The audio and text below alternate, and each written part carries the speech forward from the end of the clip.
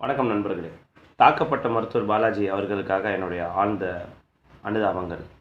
இப்போ இது தாக்கப்பட்டிருக்கு அப்படின்றோடைய பின்னணி பார்த்தீங்கன்னா, மனநிலை தான் இதில் முக்கியமான காரணம். உடல் என்னதான் வலுவாக இருந்தாலும் மனநிலை சரியில்லைன்னா அப்படின்னா கண்டிப்பாக பாதிக்குது. 3 பேரோட மனநிலை பாருங்க. அதாவது விக்னேஷ் அந்த பையனோட மனநிலை தன்னுடைய அம்மாவுக்கு உடம்பு சரியில்லை அப்படிங்கிற ஒரு மனநிலை.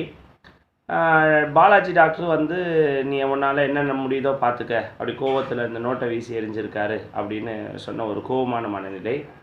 இன்னொரு டாக்டர் தனியாரில் பார்த்தாங்கள்ல, அந்த டாக்டர் என்ன சொன்னார்னா, நீ இனிமேல் கவர்மெண்ட்டெல்லாம் பார்க்காதப்பா, வேலைக்கு ஆகாது, இங்கே பார்த்துக்க.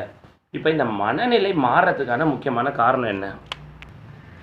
உடல் பருமனும் சமுதாயத்தில் இருக்கிற மது தான்.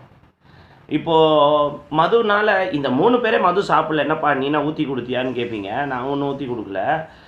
நீ 3 பேர் மது சாப்பிடலனாலும் மது சாப்பிட்ற சமுதாயத்தில் நம்ம இருக்கும் பொழுது கோவம்ங்கிறது அப்படியே ஆட்டோமேட்டிக்காக உள்ள அப்படியே ஊறி வரவும் ஆரம்பிச்சிடுது.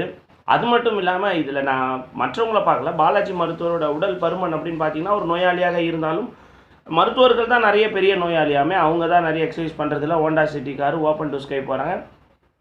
பருமனும் கோபத்தை உண்டாக்குகிறது. ஏன்னா இப்போ கோபம்ங்கிறது இயலாமையின் அறிகுறி. ஆக இந்த மனநிலை மாற வேண்டும் என்றால் நம்ம சமுதாயத்தில் உடல் பருமன் போகணும், மது ஒழிக்கப்படணும். அப்போ தான் இது போல் தாக்கல்கள் நம்ம பார்க்க மாட்டோம்.